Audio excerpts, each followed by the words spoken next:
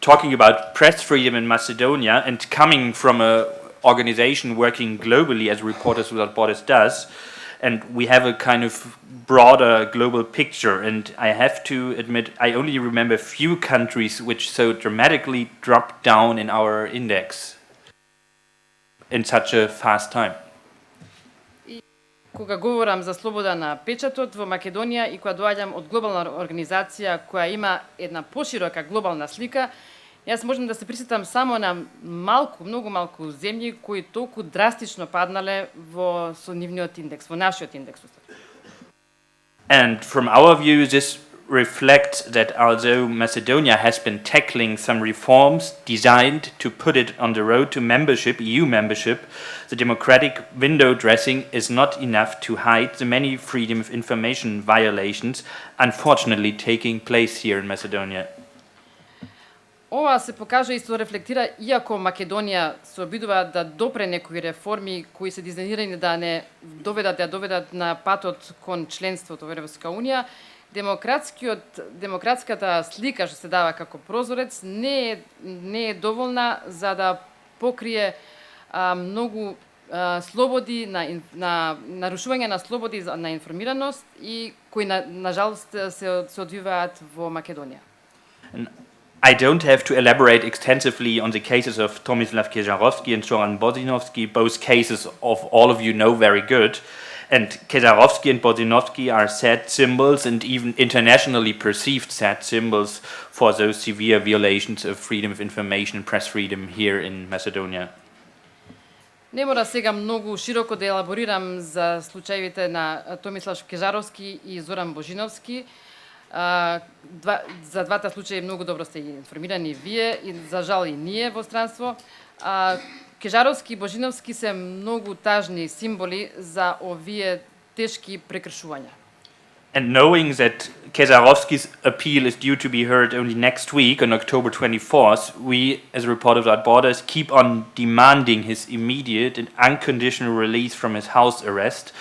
Kežarovski did nothing more than his job. He exercised his legitimate rights, and his house arrest is, from our perspective, totally incompatible with Macedonian government, with international rights which the Macedonian government claimed to respect. И знаејќи дека случајот Кежаровски ќе се појави пред апелација на 24 октомври, и продолжуваме да бараме веднаш и без никакви услови да го отпуштат од домашен притвор, бидејќи Кежаровски не чинеше ништо повеќе околку да се врши својата работа, си ги извршуваше своите легитимни права и куќниот притвор е тотално некомпатибилен со меѓународните закони кои македонската влада тврди дека ги респектира. So there's only one possible outcome on October 24th, and it's the acceptance of Mr. Kežarovski's appeal and immediate release and drop down of any charge. If the appeal won't be accepted, we definitely will keep up the global public pressure, I promise. Значи, постои само единствен можен исход на 24 октомври. Тоа е прифаќањето на жалбата на господин Кежаровски и веднаш отпуштање од домашен притвор и да нема никакви последици за него по кривично гонење. Ако оваа жалба нема да биде прифатена, ние секако дека ќе продолжиме со глобалната јавен притисок. Тоа го ветувам. This brings me to the role of the EU.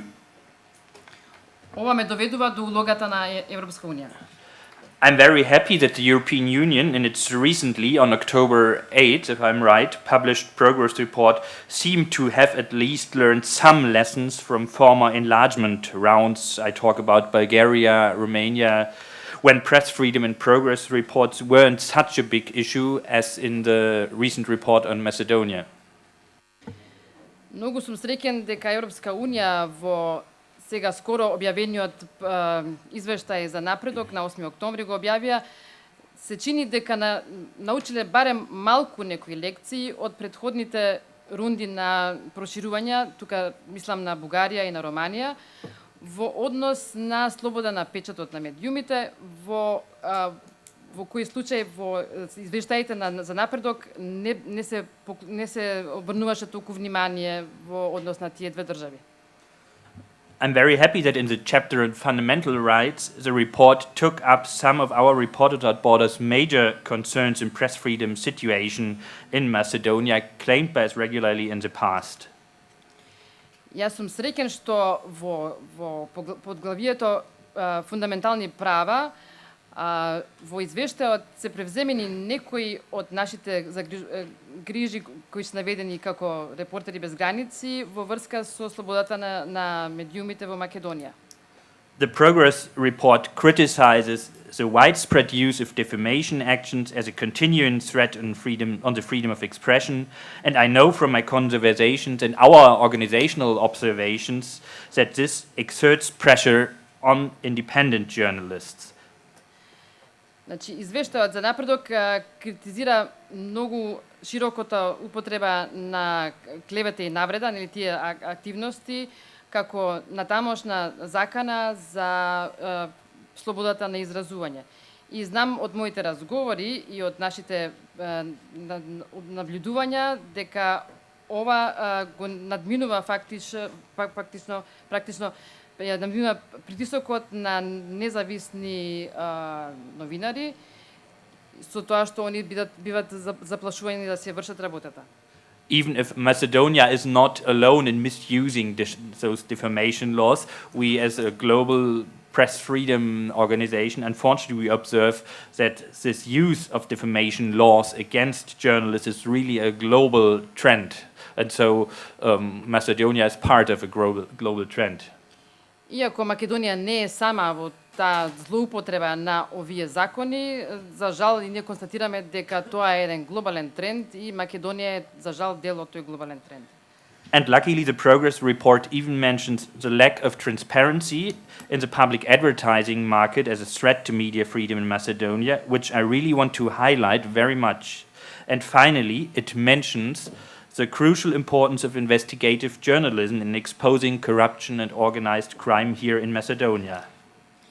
И за среќа, на извештајот за напредок исто така спомнува дека има недостаток на транспарентност во јавните огласи, во пазарот на огласување, како закана за слободата на медиуми, кој јас би сакала да го истакнам овдека на ова место. И исто така спомнува многу големата важност на истражувачкото новинарство со тоа што ќе известуваат за корупција и организираниот криминал во Македонија. But being happy that the EU gives them press freedom and the threats to press freedom in Macedonia such a high importance, we are not totally happy with the progress report. Но кога гледаме дека се нагласува толку дека има слобода на медиумите и на изразувањето, не сме баш сосема среќни со извештајот за напредок.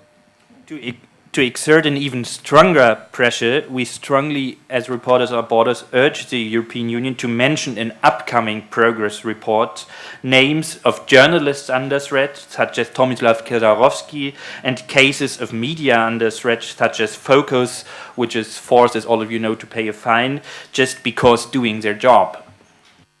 За да се изврши уште поголем притисок, ние многу советуваме на Европска унија да во следните извештаи да се спомнат имињата на новинарите кои се под закана, како на пример Томислав Кежаровски, и случаите на медиумите кои се под закана, како што е Фокус, кои треба да платят голема глоба само од причина што си извршуваат својата работа. And as far as I know, Macedonia never gave up its political will for joining the European Union.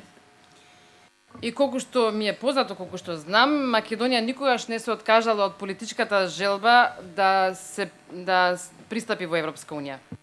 And so Macedonia wants to be a full member of the European Union, accepting its basic values such as press freedom. But I, right now, really doubt about this political will. Значи, Македонија сака да стане полноправна членка на Европска унија, со тоа што ќе ги прифати основните вредности, како што е, например, исто слободата на печатот. Но јас, моментално, навистина се сомневам дека ова е желбата. we are now on a crucial point where, of course, it's up to the EU to keep up the pressure through naming individual cases, as we do as an NGO watchdog organization. But it's an important task for the Macedonian government as well to fulfill the requirements of an EU membership and not to go back further as in the last years. Ние сме сега на една точка кај што е во тек да се одржи притисокот на Европска Унија, како што го правиме ние како невладин watchdog, но е многу битна задача за македонската влада да ги исполни барањата за полноправно членство во Европската Унија, а не да се враќа назад во изминатите години. And finally, this brings me to some 5 points. I think it's important to fulfill the EU requirements that Macedonia fully accepts press freedom in accordance to international standards. И на крајот тоа ме донесува до 5 точки кои се круцијални. Првото е Македонија да прифати пополната слобода на печатот во согласност со меѓународните стандарди. And that Macedonia stops to intimidate individual journalists and media through misusing the defamation laws and other things. И да нема заплашување на медиумите со тоа што ќе се злоупотребуваат законите за навреда и клевета. That means certainly transparency about public advertising. Што значи се транспарентност во однос на огласите и на рекламите. To make public how influence is taking place on media and journalism. Да се каже во јавноста како се влијае фактички на медиумите на новинарството. And fourth, it means that Macedonian government has to democratize the draft media law. Тоа за нас значи дека Македонија мора да демократизира еден драфт на закон за медиуми. I think the Association of Macedonian Journalists did some very concrete and very good proposals on it, which we really support. Мислам дека Сдруженијето на новинари на Македонија даде многу конкретни и добри предлози во оваа насока и ние сосема ги поддржуваме за тоа. And finally, and fifth, this means that the Macedonian government has to decide that Tomislav Kezerovski is unconditionally and immediately released. И као пета точка, македонската влада мора да одлучи Томислав Кежаровски безусловно да биде пуштен на слобода.